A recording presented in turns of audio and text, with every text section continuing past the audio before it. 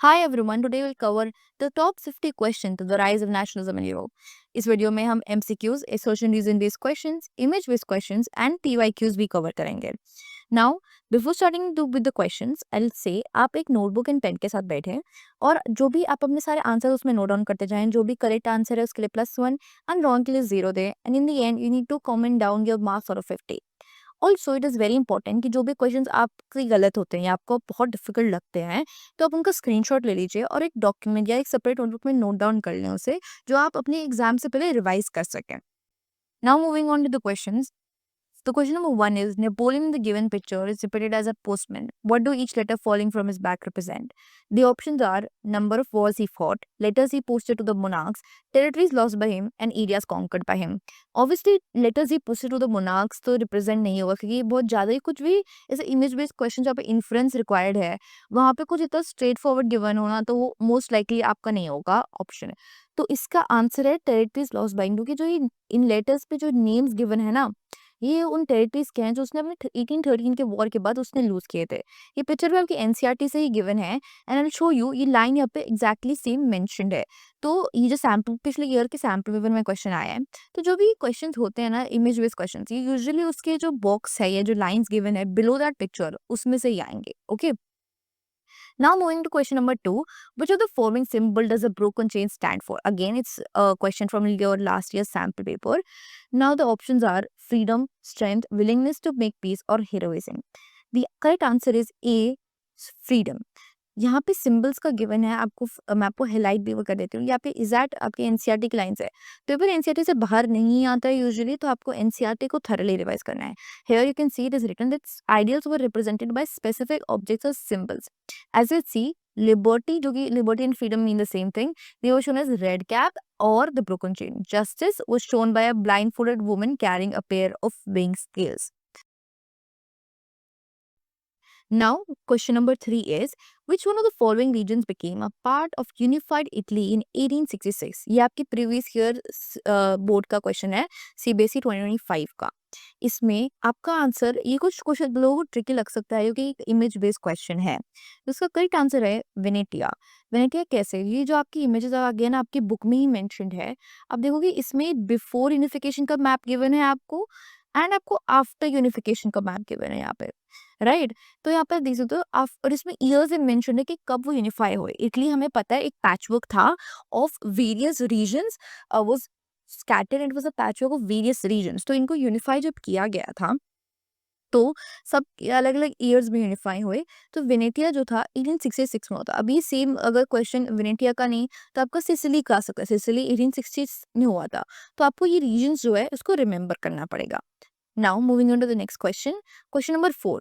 Arrange the following events in chronological order and choose the correct option. Again, ये आपके previous year का question है and this kind of question, this formative question is becoming more common in papers. So आपको इसको practice करने पड़ेगा. इसके लिए आपको mostly आप जो years remember करते हो ना तो आपको वही यहाँ पे काम आएगा, right? So our first statement is defeat of Napoleon in the Battle of Leipzig, beginning of struggle for Greek independence, formation of customs union, Solvarian, signing of Treaty of Vienna. तो इसमें मेनली आपका यहाँ पे defeat of Napoleon the battle of Leipzig तो हुआ था 1830 में, वो उस इमेज के अंडर ही गिवन था. डिफीट इन द एंड जब हो गया था वाटरलू में वो 1815 था. लीप्जिंग में उसका 1813 में हुआ था.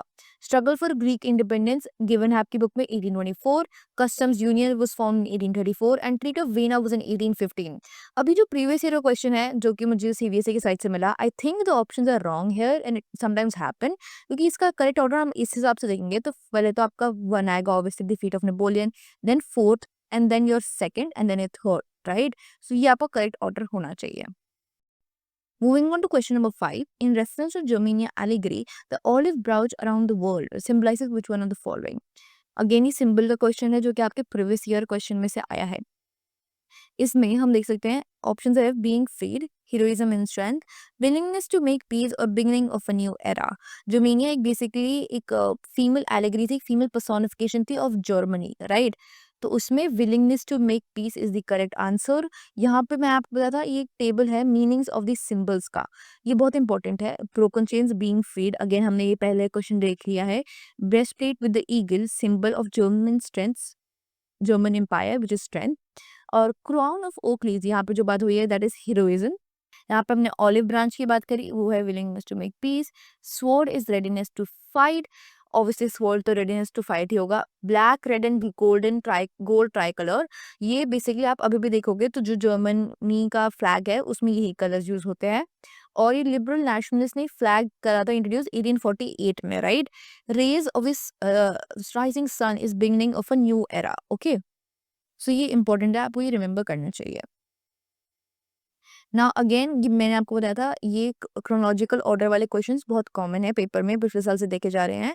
तो आप इसको, आपको अगेन ईयर्स पे आपकी स्ट्रॉन्ग ग्रिप होनी चाहिए, तो आपको क्रोनोलॉजिकली एक सारी जो ईयर्स आपके चैप्टर में आ रहे हैं उसकी एक लिस्ट बनानी चाहिए, जिसको आप बार बार रिवाइज करेंगे तो आपको ऐसे क्वेश्चन बहुत ईजी लगेंगे।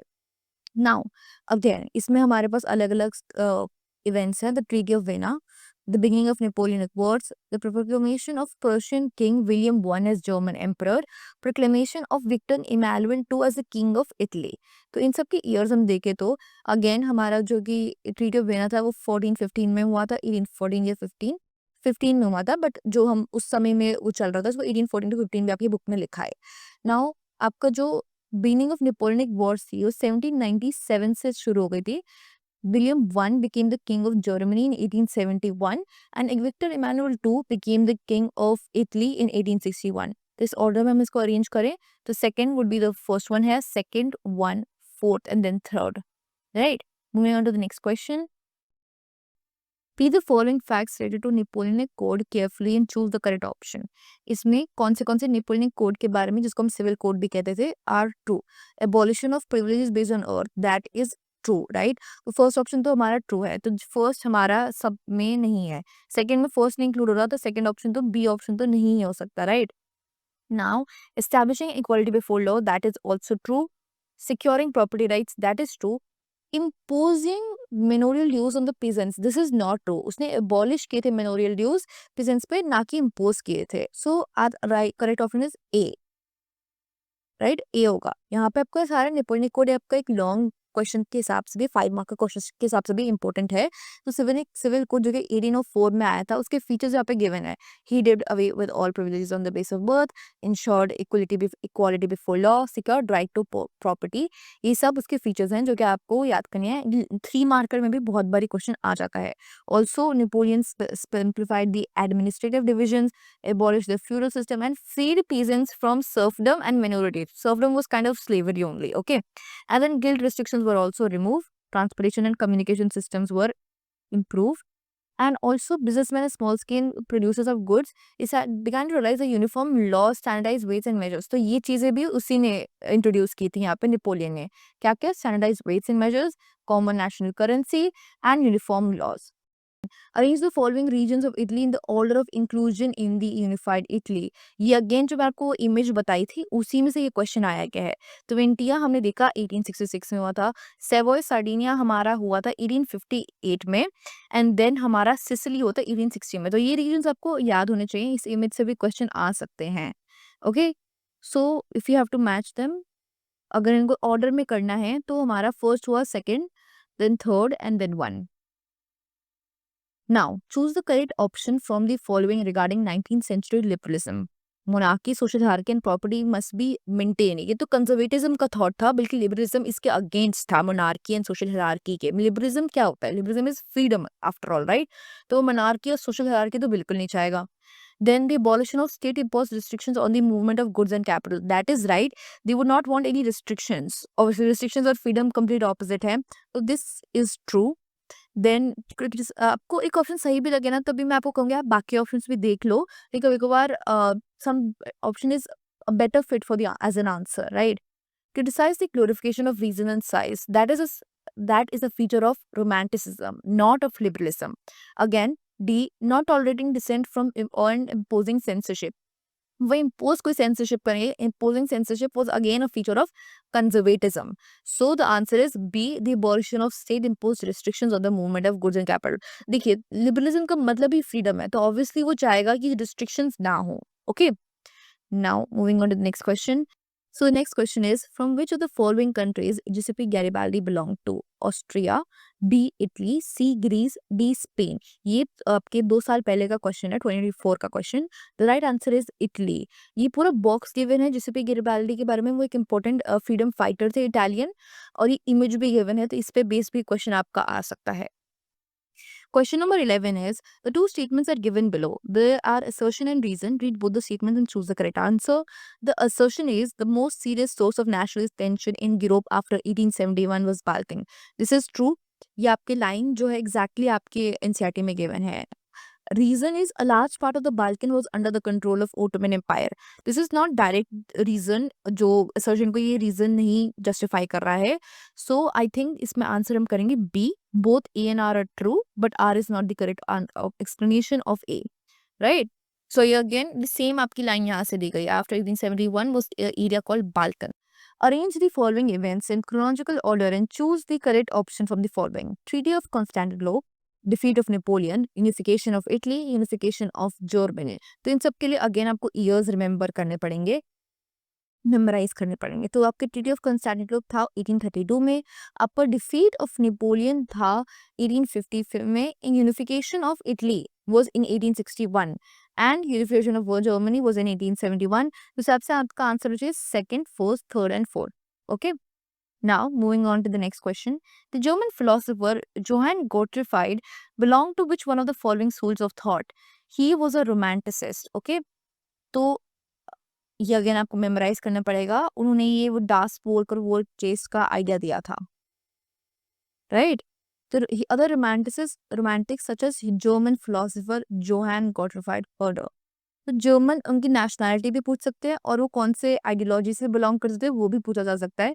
And he the most important things he gave was the idea of common people, the das volk and the true spirit of the nation which is known as volk geist. ये उसने popularise करा था। Question number 14 is, two statements are given below. Their assertion and reason. Read both the statements and choose the correct option.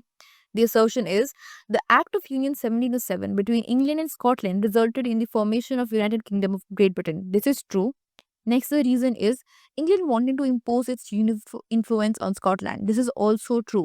So, इसका answer and it's also the reason कि उसने ये act introduce किया था was to impose its influence on Scotland. So, the answer is A. Both assertion and reason are correct explanations. Both assertion and reason are true, and R is the correct explanation of A. यहाँ पे exactly ये given है कि the act of union 1707 became between England and Scotland that resulted in the formation of United Kingdom of Britain meant in effect that England was able to impose its influence on Scotland. तो उन्होंने Scotland ये इसलिए introduce किया था क्योंकि वो इनको Scotland पे इन्फ्लुएंस चाहिए था। Now, question number 15 is, arrange the following events in chronological order and choose the correct option. Again, a question which has involves chronological order. There is Treaty of Constantinople, इसमें ये 1932 में हुई थी. Hamburg granted autonomy to Hungary was in 1867 and Balkan conflict was in 1913 and the Napoleonic Civic Code was in 1804. तो इस हिसाब से हम अगर order करें तो answer would be C because 1804 is in the fourth option. Is first, then we have 1832 Treaty of Constantinople, then we have second, and then goes the third. Okay, question number 16. Two statements are given below, their assertion and reason. Read both the statements and choose the correct option. Assertion: on Prussian initiative Zollverein custom union was formed. This is true. It was to create unified economic territory allowing the unhindered movement of goods, people and capital. This is also true, and so the correct answer is A. यहाँ पे आपको exactly given है कि it was on the initiative of Prussia and the union abolish the tariff barriers. तो क्या था basically, बहुत सारे इन रीजन्स में इतने सारे टैरिफ्स थे, इतने सारे जगह आपको कस्टम ड्यूटीज एंड ऑल जो आज हम कहते हैं वो पे करना पड़ता था कि जो एक जगह से दूसरी जगह सामान ले जाने में बहुत ज़्यादा एक्सपेंडिचर जो कॉस्ट है इसी में लग जाती थी, और इस वजह से चीज़ों की भी ऑब्वियसली क्योंकि कॉस्ट ही इतनी लग रही है तो प्राइजेस भी मार्केट में हाई ही होंगे। Now, question number 17 is, arrange the following incidents in chronological order and choose the correct option. First is French Revolution. Next is Napoleon's invasion of Italy. Unification of Italy, vena peace treaty. हमने ये तो पढ़ा ही है कि obviously vena peace treaty उसके बाद आई थी जब नेपोलियन वो गॉट डिफीटेड, तो फोर्थ जो है सेकंड के बाद ही होगा। तो किसी भी क्वेश्चन में जिसमें सेकंड फोर्थ उससे पहले है उसका आप एलिमिनेट कर सकते हो, ऐसा कोई है नहीं। और फ्रेंच रिवॉल्यूशन हमने स्टार्टिंग से ही पढ़ा, French revolution was the start of everything, right. तो फर्स्ट तो हमारा स्टार्टिंग में ही आना है ए और डी, तो बी और सी तो हमारा एलिमिनेट ही हो गए आइडियाज। तो आप ऐसे एलिमिनेशन से भी बहुत क्वेश्चंस कर सकते हो। आपको सारे ईयर्स नहीं पता होने चाहिए, मतलब अगर पता है तो बहुत अच्छी बात है, पर अगर नहीं भी है तो हम एलिमिनेशन से क्वेश्चंस को टैकल कर सकते हैं। तो फर्स्ट है, फिर हमें ये देखना है कि यूनिफिकेशन ऑफ इटली पहले होगा या नेपोलियंस इन्वेजन ऑफ इटली हुआ था। पहले नेपोलियंस इन्वेजन हुआ, फिर उसके बाद बेसिकली पैच वर्क था, and then it was unified later, right. So the correct answer would be 1, 2, 4 and 3rd। Okay, let us see. Yes, so answer is A. हमारा जो डिफरेंस रिवॉल्यूशन था वो 1789 में आया था। 1797 में इटली में उसने नेपोलियन ने इन्वेट किया था। 1861 में वो यूनिफाई हुआ था, एंड 1815 में जब हमने डिफीट कर दिया था एक्सेस पावर्स ने नेपोलियन को, तो उन्होंने ट्रीटी ऑफ वीना बनाई थी 1815 में। Question number 18 is, who among the following hosted the Veena Congress in 1815? And options are Chancellor Duke Metternich, Ernest Renan, William I और Otto von Bismarck. So इसका ये आपका प्रीवियस ईयर क्वेश्चन है, and the correct answer is chancellor Duke Metternich. In 1851 में European powers ने एक जब defeat कर दिया था नेपोलियन को, उसने मेटा एट वेना एंड उन्होंने ट्रीटी ऑफ वेना करी थी, उसको ऑस्ट्रियन चांसलर डुक मेटरनिक ने उसको बेसिकली होस्ट किया था। Who among the following hosted the Vienna Congress in 1815? This is a similar question. It is a similar question. तो इसका आंसर है chancellor Duke Metternich, right? Again, we've seen this question. Question number 20. Which of the following revolutions is called as the first expression of nationalism?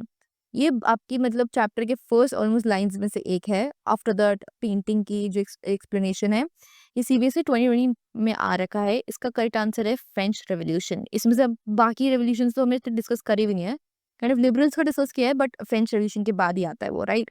So French revolution was the first one जिसने nationalism को express किया था, और उसने liberty, fraternity, justice, इन चीज़ों को भी explain किया था। That was also the first revolution for that. Next is question number 21. Which of the following is not a result of Treaty of Vienna 1815? The Kingdom of Netherlands was set up in the north. Austria was given control of northern Italy. Russia was given important new territories on its western frontiers. Russia was given the German Confederation of 39 states. The correct answer is fourth. ऐसा नहीं हुआ था। बाकी सब option हमारे सही हैं, पर ट्रीटी ऑफ वेना में हमने ये रशिया को जर्मन कॉन्फेडरेशन नहीं दी गई थी। Question number 22, what does the term plebiscite mean? इसका फर्स्ट ऑप्शन है adult franchise, second is a direct vote by which all the people of a region are asked to accept और reject a proposal, और third when the rich and the aristocrat select the leaders, और fourth a vote by the people to elect the leader. ये एक new words का option में given है plebiscite का मतलब, और इसका right answer is a direct vote by which all the people of a region are asked to accept और reject a proposal. Question number 23. How did the Congress winner ensure peace in Europe? By restoring the Bourbon dynasty, by creating German Confederation, by giving Austria the control of northern Italy, or by laying out the balance of power between all the great powers in Europe? तो Congress of Veena ये exact line है, but उसमें given है कि reason क्या है कि Congress of Veena जो हुई। कांग्रेस ऑफ वीना के बहुत क्वेश्चन आ चुके हैं और इंपॉर्टेंट टॉपिक है भी ये। तो बेसिकली नेपोलियन का डिफीट हुआ, उसके बाद जो मेन पावर्स थी, यूरोपियन पावर्स थी, उन्होंने एक ट्रीटी बनाई उन्हें वीना में कांग्रेस की, जो कि ऑस्ट्रिया के जो ड्यूक मेटरनिक थे उन्होंने उसको होस्ट किया था, और उसमें उसने पीस इंश्योर किया, क्योंकि जो बेसिकली नेपोलियन की टेरिटरीज थी ना उन्हें अपने में बांट ली थी। उसका करेक्ट आंसर है लिंग out the balance of power between all the great powers in Europe. तो ऑब्वियसली अब नेपोलियन हार गया, तो अब उसके कौन उसकी टेरिटरीज लेगा, तो उन्होंने सबको थोड़ी थोड़ी टेरिटरी दे दी थी, जिससे किसी भी कंट्री में ये ना हो कि मतलब एक कंट्री ने कर लिया तो फिर बाकी कंट्रीज उसको इन्वेड करेंगे, राइट। तो उन्होंने बैलेंस ऑफ पावर मेंटेन किया था by between all the great powers in Europe. Okay, now, again in imagery-based questions, women as seen in this image were only admitted in the Frankfurt Parliament conveyed in the Church St. Paul as। आप यहाँ पे देख सकते हो ये ऊपर जो है ये ऊपर women है, यहाँ पे ये पार्लियामेंट चल रहा है, यहाँ पे लोग हैं और ये ऑब्जर्व कर रहे हैं, ये लोग पार्टिसिपेट नहीं कर रहे, पार्टिसिपेंट तो ये हैं पर ऑब्जर्व ये कर रहे हैं, and these all are women, okay, these observers are women। So ये विमेन को सिर्फ ऑब्जर्व करने के लिए अलाउ किया था, उनको पार्टिसिपेट नहीं करने दिया गया था। Next is who was the architect of the process of unification of Germany? This a very important figure which is auto von Bismarck is the correct answer. उन्होंने इंश्योर किया था कि उन्होंने पूरा आर्किटेक्ट किया था process of unification of Germany. Basically architect किया था, आर्किटेक्ट क्या करता है, कुछ चीज को बनाता है तो उन्हीं के कंट्रोल के अंडर वो चीफ मिनिस्टर थे, और उन्हीं ने जो वॉर्स लेड की उसके वजह से ही जर्मनी एक एक कंट्री हो पाया। उससे पहले वो पैचवर्क था एक रीजन्स का। Otto von Bismarck. Then question number 26 is which act resulted in the formation of United Kingdom of Great Britain? ये हमने पिछले किसी सोशल रीजन में कवर भी कर रखा है। देखो, ट्रीटी ऑफ वेना में तो ऐसा कुछ नहीं हुआ। इसमें एक्ट ऑफ यूनियन 1801 में हुआ या एक्ट ऑफ यूनियन 1707 में हुआ। सिविल कोड तो मैं पता नेपोलियन का है, राइट? ये दो ऑप्शंस तो नहीं, इसमें अगेन आपको ईयर भी आना चाहिए, सिर्फ नाम नहीं से आपको वो कंफ्यूज कर सकते हैं, राइट? जैसे इसमें दिया है। तो Act of Union 1707 is the correct answer. Question number 27. What emphasizes the notion of a united community enjoying equal rights under a constitution? French people in common, second, National Assembly, the French tricolor flag, or the ideals of La Patrie, which means the fatherland, and La Citoyen, the citizen. ये भी important one marker है कि La Patrie and La Citoyen का क्या मतलब होता है। इसका correct answer is fourth. Okay? Fourth में ही ये आइडिया बताया गया था। एग्जैक्ट आपकी नोटबुक में लाइन है कि it was the idea that emphasise the notion of a united community, the united community. जैसे हम अपनी कंट्री को एज ए मदरलैंड दिखते हैं, हम भारत माँ हम कहते हैं ना, तो वो अपनी कंट्री को एज अ फादरलैंड दिखते थे।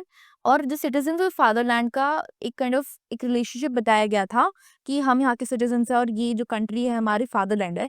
तो इससे एक यूनिफाइड कम्युनिटी की एक बात हुई, और उन्होंने ये भी इंश्योर किया कि क्योंकि हम सब सिटीजन हैं, सब इस एक फादरलैंड के मतलब बच्चे हैं, तो हमें इक्वल राइट्स मिलने चाहिए under a constitution, right?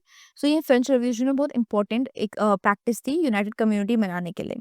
Question number 28, match the term which the statements given below a utopian society is it a society under a benevolent monarchy? ये अगेन आपके एक न्यू वर्ड्स का बॉक्स गिवन है आपकी book में, उसमें given है actually in the first page. ये आपको आंसर, ये वर्ड आपको गिवन है। सॉरी, थोड़ा डोज हाईलाइट। और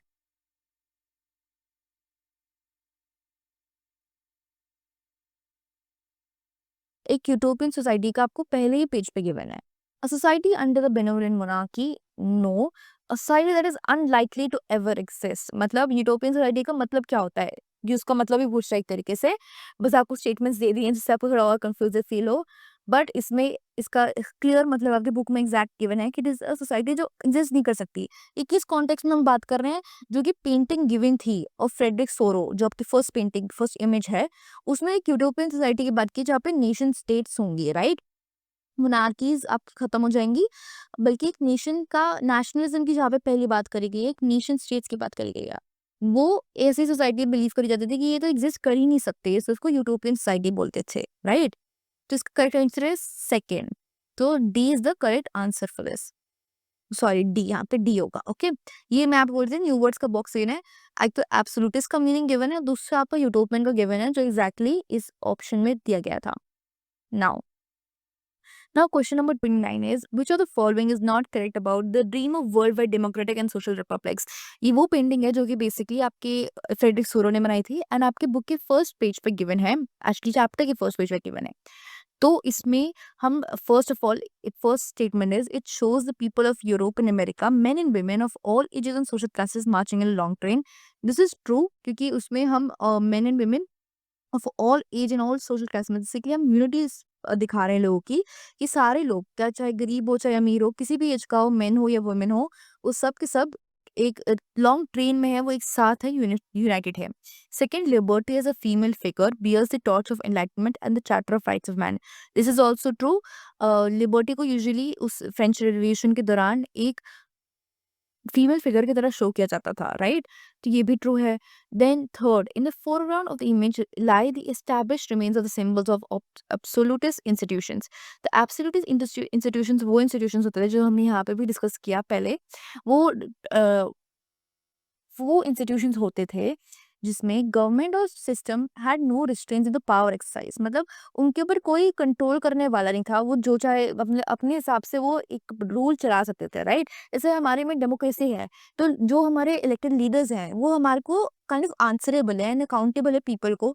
लोग बोल सकते हैं कि भाई गवर्नमेंट ऐसा क्यों कर रही है। पर एब्सोल्यूटिज्म में जैसे कि यूजुअली मोनार्की देखी जाती थी, मोनार्की मोस्ट ऐसी होती है जहाँ पे गवर्नमेंट कुछ भी कर सकती है, राजा का जो मन है वो करेगा, आप कुछ नहीं बोल सकते, राइट। उनको एब्सोल्यूटिस्ट इंस्टीट्यूशंस कहते थे।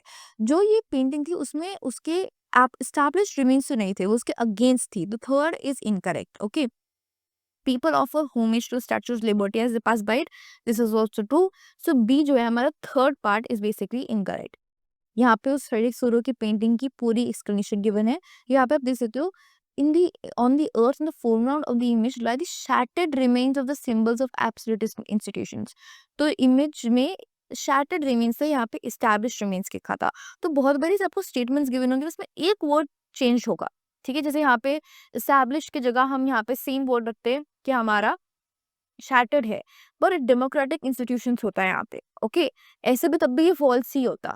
तो यूजुअली वो एक शब्द बदलते हैं, तो आपको पूरी लाइन को बहुत ध्यान से पढ़ना पड़ेगा। Now question number 30, who among the following said when France sneezes the rest of Europe catches cold? इसमें A Duke Metternich, Jean Paul, Cavour और लॉर्ड ब्रायन। इसका करेक्ट आंसर है Duke Metternich. So Duke Metternich ने ये statement कही थी। और Duke Metternich book आपने अभी अभी हमने पढ़ा है कि वो ऑस्ट्रियन चांसलर थे, जिन्होंने कांग्रेस ऑफ वीना को उन्होंने होस्ट किया था, right. Now question number 31 is which society was founded by Giuseppe Mazzini? Young Europe, young Italy, both A and B, none of the above. इसका करेक्ट आंसर है both A and B. Giuseppe Mazzini was basically Italian revolutionary. Giuseppe जो हमारे Garibaldi थे, जिनके बारे में पहले discuss किया, वो एक फ्रीडम फाइटर थे। उनका और मतलब जो दोनों का रोल है डिफरेंट है, तो आपको ये याद रखना है, राइट। तो यहाँ पे गिवन भी आपके बुक में, ये founded two more underground society. एक तो यंग इटली था, यंग यूरोप था, ठीक है। क्वेश्चन नंबर 32 में match list 1 with list 2। List 1 में बेसिकली आपको सिंबल्स गिवन है, लिस्ट 2 में इनका मीनिंग गिवन है। तो लिस्ट 1 में है A broken chains, B crown of oak leaves, C sword, D rays of rising sun. List 2 is first is beginning of a new era, second is being freed, third is heroism and fourth is readiness to fight.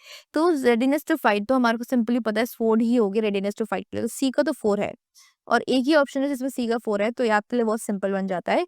वरना हम बाकी को भी compare कर लेते हैं। जैसे raise of rising सन है, राइजिंग सन यूजुअली एक नए दिन को बात करता है, तो नया दिन एक नया एरा की बात भी कर सकता है, राइट।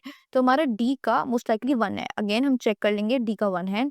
ब्रोकन चेन्स हमारा बी, ऑब्वियसली चेन्स ब्रोक हो रही है। चेन्स यूजुअली आपको एक तरीके से बांधने के लिए यूज की जाती है ना। जैसे आपकी जो जेल में लोग होते हैं, प्रिजनर्स होते हैं, उनको चेन से बांधा जाता है। तो broken chains will be being freed, liberty का बात करेगा। तो ए सेकंड, ओके। तो हमने B crown of oak leaves, हमारा होगा heroism, that is the only thing left. और हमारा नेक्स्ट हमने ऑलिव ब्रांच भी हम पहले डिस्कस कर चुके हैं इसमें से, जैसे विलिंगनेस टू मेक पीस। तो again I am telling you this basically table is very important for you. Question number 33, match list 1 with list 2। List 1 में हमारे को इंपॉर्टेंट फिगर्स गिवन है जिनको हमने चैप्टर में डिस्कस किया है। एंड लिस्ट 2 में गिवन है important events related to these figures. First is Giuseppe Mazzini. Giuseppe Mazzini हमने अभी क्वेश्चन में देखा, जिप्सी मजीनी ने यंग इटली को फाउंड किया था। तो ए का तो 3 है, तो हमारे फर्स्ट एंड सेकेंड ऑप्शन में ए 3 गिवन है। बाकी में A2 is not possible. Unification of Italy में उन्होंने उन्होंने चाहा था कि यूनिफिकेशन ऑफ इटली हो, बट उन्होंने उसमें मेन रोल नहीं प्ले किया गया था, ठीक है। तो ए का तो 3 होगा, third and fourth are basically हम एलिमिनेट कर देंगे। इन क्वेश्चन में यूजुअली एलिमिनेशन से करना होता है, आपका टाइम भी बचेगा और जल्दी भी हो जाएगा आपका क्वेश्चन। अगर आपको सारे नहीं भी आते तो भी आपको 2-3 भी आता है, आपका काम चल जाएगा। मतलब एक नहीं आता बाई चांस, राइट। इसमें ओटोवन बिस्मार्क, उन्होंने काम किया था यूनिफिकेशन ऑफ जर्मनी में, तो यहाँ पे वाई मिसिंग है। यूनिफिकेशन ऑफ जर्मनी, तो बी का 4 तो हमारा फर्स्ट ऑप्शन है। बाकी को भी कंपेयर कर लेते हैं। सी का 1 Napoleon Bonaparte and battle of Waterloo, which is true. 1815 में 15 में उन्होंने ये बैटल लड़ी थी जिसमें वो हार गए थे, राइट। और उसके बाद हमारी वेना की ट्रीटी हुई थी। Then is Cavour. कैवोर एक चीफ मिनिस्टर थे, डिप्लोमैट थे, जिन्होंने यूनिफिकेशन ऑफ इटली में इंपॉर्टेंट रोल प्ले किया गया था, है ना। तो सी का हमारा 2 हो जाएगा। तो ए का सॉरी हमारा डी कट होगा, या राइट, फर्स्ट इज करेक्ट, तो फर्स्ट हमारा करेक्ट है, right. Now, question number 34 is an assertion reason based question. Assertion is during the years following 1819, the fear of repression drove many liberal nationalists underground. Then R is reason is Gypsy Mazzini founded underground societies named Young Italy in Marseilles and the Young Europe in Bern. ये तो हमें पता है कि young Italy and young Europe था, right. ये तो हमें पता है, रीजन तो हमारा करेक्ट है। लेकिन यहाँ पे आप इसको देखेंगे तो 1819 में नहीं हुआ था, 1815 में हुआ था। It was not in 1819 but in 1815। जिसके बाद बहुत सारे लिबरल नेशनलिस्ट अंडरग्राउंड चले गए थे और उन्होंने अंडरग्राउंड सोसाइटीज उन्होंने स्टार्ट की थी। So are A is false, basically the D option is correct. Okay, 1815 आपको गिवन है यहाँ पे। Now, question number 35. Read the facts regarding the revolution of the liberals in Europe during 1848 and choose the correct option. The revolution of liberals हुआ था 1848 में, तो उससे related आपको करेक्ट ऑप्शन चूज करना है कि कौन से स्टेटमेंट्स करेक्ट हैं। अगेन ये भी एलिमिनेशन से बहुत अच्छे से वर्क होता है। Abdication of monarch, second is universal male suffrage had been proclaimed, political rights to women were given. ये सेकंड तो हमें पता ट्रू है ना, आप ऐसे देख लो, सेकंड ट्रू है। Political rights to women were given, fourth freedom of press had been asked for. उसमें हमारा right would be 1, 2 and 4, right. Women को हमने ऐसा कभी नहीं हुआ कि पॉलिटिकल राइट्स मिले during this entire French revolution के चैप्टर में। तो थर्ड तो हमारा इनकरेक्ट है, तो इन ऑप्शन में थर्ड आ रहा है, तो ये तो बी तो इनकरेक्ट हो ही गया। सेकंड हमारा ट्रू है, तो सी भी नहीं है क्योंकि वो उसको इंक्लूड नहीं करता। और फोर्थ भी हमारा ट्रू है कि फ्रीडम ऑफ प्रेस बेसिकली वो चाहते थे कि सेंसरशिप ना हो, तो डी इज करेक्ट। ओके, इसीलिए D is the correct answer. Okay, question number 36. Choose the correct nationality of artist Frederick Soro, who visualized his painting a sight of a society made up of democratic and social republics. तो ये Frederick सोरो की painting हमने बहुत सारे question discuss कर चुके हैं इसके रिलेटेड, और भी इसका इंपॉर्टेंट क्वेश्चन है फ्रेडरिक सोरो इसके आर्टिस्ट थे, पर उनकी नेशनैलिटी यहाँ पे पूछी गई है, राइट। तो वो हमारे फ्रेंच आर्टिस्ट थे। ये पूरा पैराग्राफ, ये जो फर्स्ट पैराग्राफ है आपके लिए बहुत इंपॉर्टेंट है, इसके फीचर्स भी एंड यहाँ पे ईयर भी इंपॉर्टेंट है, और आपको फ्रेडरिक सोरो एक फ्रेंच आर्टिस्ट है, ये भी इंपॉर्टेंट है।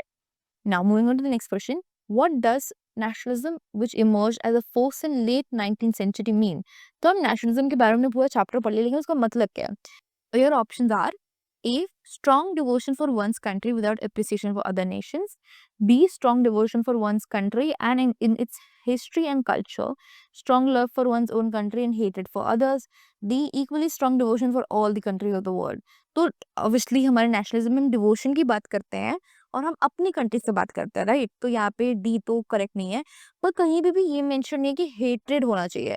वो तो एक बहुत जो सोसाइटी होगी जो एज अ बोल्ड बिल्कुल पीस नहीं हो सकेगा अगर आप हेटेड रख रहे हो या आप अप्रिशिएट नहीं कर रहे हो अदर नेशंस को, राइट। तो D is the correct answer, strong devotion for one's country and its history and culture. आपको दूसरों के बारे में यहाँ पे हेट्रेड कहीं पे भी नेशनलिज्म नहीं कहता कि आप लाएं, क्योंकि उससे अगेन वर्ल्ड पीस इफेक्ट होता है। Question number 38. The French Revolution declared the mission and destiny of French nation was.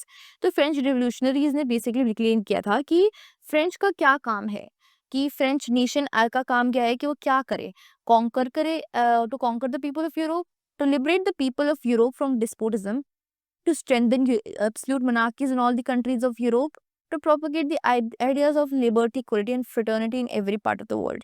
तो obviously conquer तो नहीं था, right? स्ट्रेंथन एब्सोल्यूट मोनार्कीज, वो क्यों चाहिए कि जो सिस्टम की वो अगेंस्ट है, एब्सोल्यूट मोनार्की वो स्ट्रेंथन, वो उसके अगेंस्ट थे, है ना, रेवोल्यूशनरीज। तो ए और बी तो आपको बिल्कुल नहीं हो सकता। Now remains is B and D.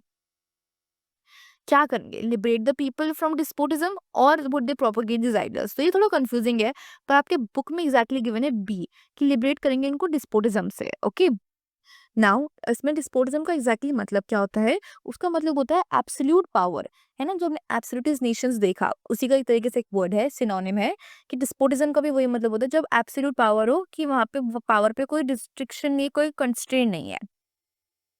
Question number 39. Which treaty that recognized Greece as an independent nation? Vienna 1815, Constantinople 1832, Vienna 1819 और कॉन्स्टेंटिनोपल 1833। तो वीना में तो हमें पता है बेसिकली नेपोलियन की डिफीट के बाद हुआ था, और उसमें कहीं भी ग्रीस एज अ नेशन की बात तो नहीं हुई थी वहाँ पे, बल्कि टेरिटरीज को वो एक दूसरे में बांट रहे थे, तो वो तो नहीं था। ए और सी तो हमारे एलिमिनेट हो जाते हैं इससे। बी कॉन्स्टेंटिनोप 1832 या 1833, तो इसमें आपको ईयर याद होना जरूरी है। इसका राइट आंसर है बी, बिकॉज कॉन्स्टेंटिनोप इज 1832 में हुआ था, और यहाँ पे मेंशन है कि the treaty of Constantinople of 1832 recognise Greece as an independent nation. Greece को हम क्या बोलते थे? क्रैडल ऑफ यूरोपियन सिविलाइजेशन भी बोलते थे, तो ये भी एक इंपॉर्टेंट वन मार्कर है। Now match the following. लाप ये अगेन जो आपके वर्ड्स गिवन है आपके बेसिकली सारे चैप्टर में, उसको उसके मतलब से आपको मैच करना है। तो la patrie as we discuss means the fatherland, तो ए का तो 3 हो जाएगा, तो बी आपका एलिमिनेट हो जाएगा, डी भी आपका एलिमिनेट हो जाएगा, ए इज 3। नाउ इसमें बी 4 गिवन ही है, तो the last citoyen le citoyen means the citizen, so B का 4। ओके, सफरेज, सफरेज का बेसिकली मतलब यहाँ पे था, यहाँ पे सफरेज का मतलब सफर करने से नहीं है, यहाँ पे सफरेज का मतलब है द राइट टू वोट से, राइट। तो वो चाहते थे कि यूनिवर्सल सफरेज हो, तो सी का 2। तो हमारा ए ऑप्शन हमारा सही है। आइडियोलॉजी का मतलब system of ideas reflecting a particular social and political vision, right. Ideology का मतलब ये होता है कि सिस्टम ऑफ आइडियाज जो कि एक पर्टिकुलर सोशल पॉलिटिकल विजन को रिफ्लेक्ट करते हैं। इसका मतलब क्या हुआ, जैसे कि रोमांटिसिज्म है, वो आपको एक आइडियोलॉजी का फॉर्म है जो शो करता है कि रीजन और साइंस इतना इंपॉर्टेंट नहीं है, एक आपकी फीलिंग्स, आपकी फीलिंग्स भी, आपका इंट्यूशन भी बहुत इंपॉर्टेंट है, राइट। तो हर आइडियोलॉजी एक आइडियाज का एक सिस्टम होता है जो किसी चीज को रिफ्लेक्ट कर रहा है, किसी सोशल आपके वहाँ के लोगों को, वहाँ के उनके विजन को रिफ्लेक्ट करता है। तो ये आपके अगेन बोर्ड्स आपके एग्जैक्टली आपके बुक में से लिए गए हैं। 41, a system of rule that has no restraints on the power exercise is known as monarchy, autocratic, absolutist और कंजर्वेटिज्म। ये हमने डिस्कस किया है ये वर्ड। इसका आंसर है सी, एब्सोल्यूटिस्ट। ओके, ये एग्जैक्टली आपके बुक में गिवन है।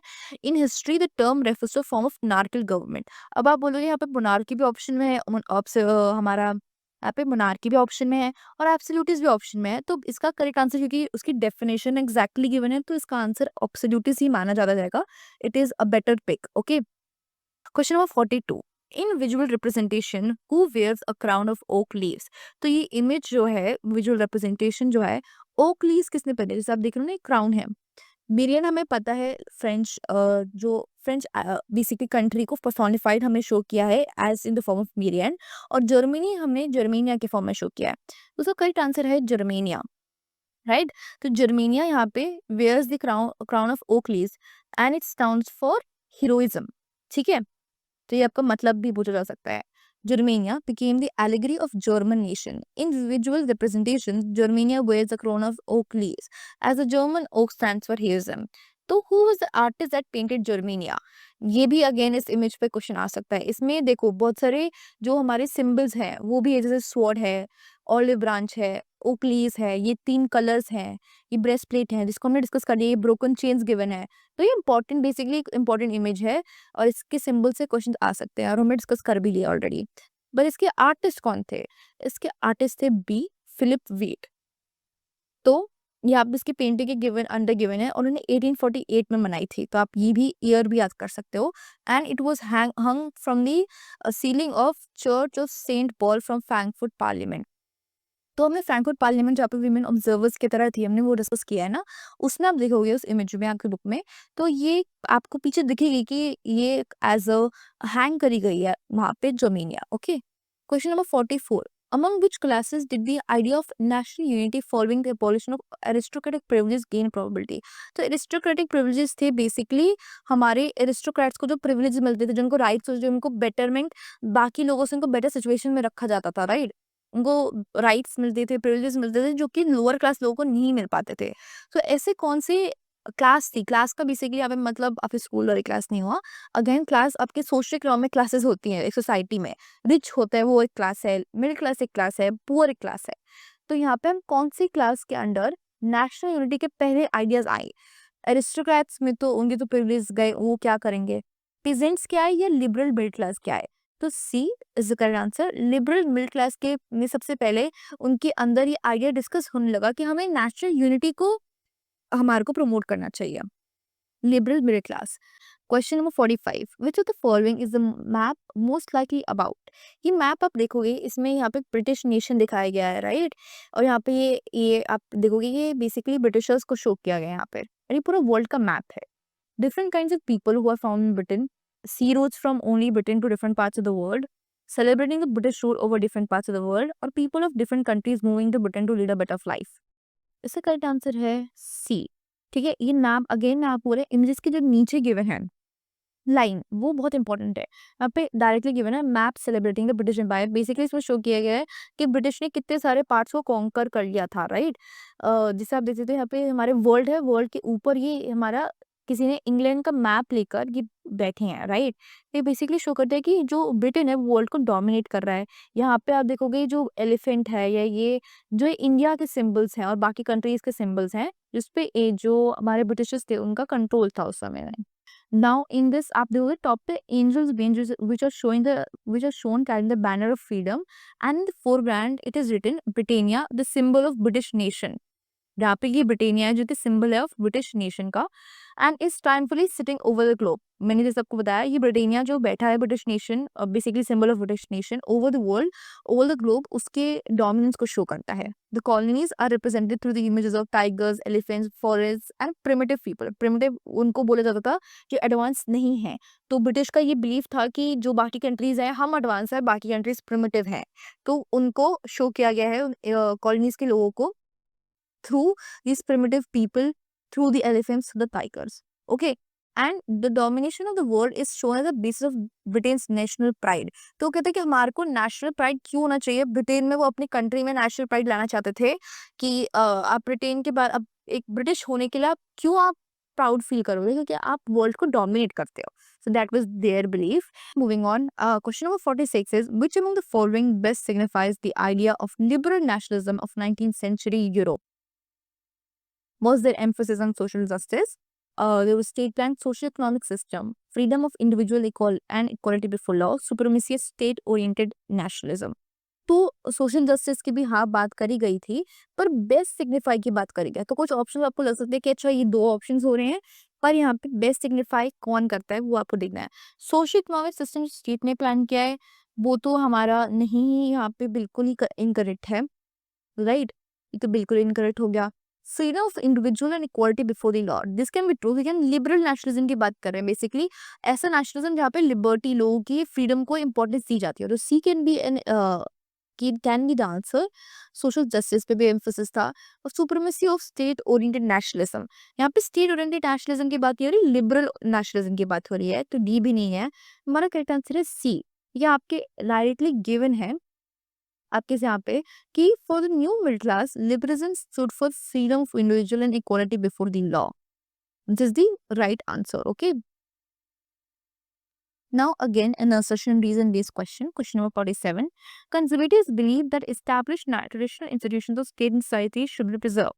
conservatives वो believe थे जो कि ये तो इसका बिल्कुल सही मतलब है कि conservatives वो ही believe करते थे कि लिबरलिस्ट बिलीव करते हैं कि स्टेट ऑफ सोसाइटी की जो ट्रेडिशनल इंस्टीट्यूशंस हैं जैसे कि मोनार्की है वो अबॉलिश कर देनी चाहिए, वो उसको हटा देना चाहिए। पर कंजर्वेटिव्स उनके ऑपोजिशन में थे, वो कहते हैं कि प्रिजर्व्ड हो। तो assertion is right. Reason is जिसमें हम कहते हैं कि Zollverein was formed to preserve conservatism. ये तो बिल्कुल आपका गलत है। कंजर्वेटिज्म के लिए नहीं बल्कि लिबरल आइडियोलॉजी ने ज़ल्वेरियन को इंपॉर्टेंस दी थी क्योंकि वो चाहते थे कि वो आराम से बिना किसी हिंड्रेंस के वो दूसरे जगह से एक दूसरी जगह जब वो ट्रेड कर रहे हैं तो उनके पास एक कॉमन इकोनॉमिक यूनियन हो जाए, right. 48 assertion is language to play an important role in developing nationalist sentiments। This is correct। जो nationalist sentiments थे उसमें language का बहुत important role था। इसका पोलैंड का एग्जाम्पल है हमारे पास, राइट, बुक में given. The reason is after Russian occupation the Polish language was welcome in schools and the Russian language was forced out। Reason is wrong. Why? Because Polish को बल्कि Russia ने occupy किया Poland को, तो obviously उसकी language को तो welcome नहीं कर रहा होगा, राइट। वो रशियन को वेलकम कर रहा था और उसे पोलिश को फोर्स आउट कर दिया गया था, right. So A is true but R is false. यहाँ पे आपकी एग्जैक्टली लाइन गिवन है। Now 49 is assertion. During 1830s, Giuseppe Garibaldi has sought to put together a coherent program for a unitary Italian republic। Reason is Chief Minister Cavour, who led the movement to unify regions of Italy, was neither revolutionary nor a democratic। इसमें reason is correct because chief minister Cavour ही थे जिन्होंने basically एक diplomat थे, ना ही वो revolutionary थे ना ही वो डेमोक्रेटिक थे। उन्होंने ही अपने बेसिकली डिप्लोमेसी से एक कोशिश करी थी यूनिफाई करने के लिए रीजन्स ऑफ इटली और सक्सेसफुल भी रहे थे। जिसे भी गैरिबाल्डी ने कोई प्रोग्राम ही सेटअप किया था, वो बेसिकली एक फ्रीडम फाइटर थे। तो ए हमारा assertion is wrong and R is true. Okay. और यहाँ पे जिसे भी गैरिबाल्डी दूसरा पॉइंट ये भी है कि जिसे भी मज़ीनी ने कोरेंट प्रोग्राम सेटअप किया गया था, पर जो हमारे मेन कैवोर थे उन्होंने उसको कैरी आउट किया एक तरीके से, उन्होंने मूवमेंट कैरी आउट करी to unify the regions of Italy. तो यहाँ पे answer is A is false and R is true. तो जिसे भी मज़ीनी थे जिन्होंने पुट अप किया था ये कोरेंट प्रोग्राम, और जिसे भी गैरिबाल्डी फ्रीडम फाइटर थे। तो ये थोड़ा कन्फ्यूज़ है बट आपको ये याद रखना पड़ेगा। Question number 15. Assertion. The 1830s were years of great economic hardship in Europe. Reason is National Assembly proclaimed of republic and granted suffrage to all adult males above 21 and guaranteed the right to vote. ये दोनों ही statements correct हैं but एक दूसरे का reason नहीं है, right? ये आपको यहाँ पे गिवन है, तो आंसर हमारा बी होगा। यहाँ पे गिवन है कि 1830s में इकोनॉमिक हार्डशिप थी, बहुत सारे पॉपुलेशन इंक्रीज हो गई थी और यहाँ पे अनएम्प्लॉयमेंट बेसिकली हो गई थी। तो इस वजह से हार्डशिप थी, वो उसका रीजन बन सकते थे। हमारा नेशनल असेंबली ने जो प्रोक्लेम कर दिया था रिपब्लिक, ऑब्वियसली भाई यहाँ पे आपको राइट टू वर्क दिया जा रहा है, तो वो इकोनॉमिक हार्डशिप को ही कॉज कर रहा होगा, वो तो बल्कि इकोनॉमिक बेटरमेंट कॉज कर रहा होगा, right? Now we done 50 questions. मैं आपको 2 क्वेश्चंस एक्स्ट्रा दे रही हूँ और आपको इनके आंसर्स कमेंट डाउन करने हैं और नेक्स्ट वीडियो में हम बताएंगे कि इन लोगों के आंसर सही थे। तो first question is on your screen, आप स्क्रीनशॉट्स ले सकते हो and this is the second question. Thank you for watching this video. I be coming up with more questions और आप मैं चाहती हूँ कि आप सब अपना टोटल स्कोर कमेंट डाउन करो कि आपने 50 में से कितना स्कोर किया। आप ज़रूरी है कि आप चैप्टर पढ़ने के साथ साथ प्रैक्टिस भी करो क्वेश्चंस की। सो लाइक दिस वीडियो, सब share this video and also subscribe, क्योंकि मैं और भी वीडियोस लाने वाली हूँ लॉन्ग फॉर्म क्वेश्चंस के भी। एंड आप मेरे शॉर्ट्स भी देख सकते हो क्योंकि उसमें मैंने बहुत सारे क्वेश्चंस बहुत चैप्टर्स के हमने ऑलरेडी कवर कर रखे हैं।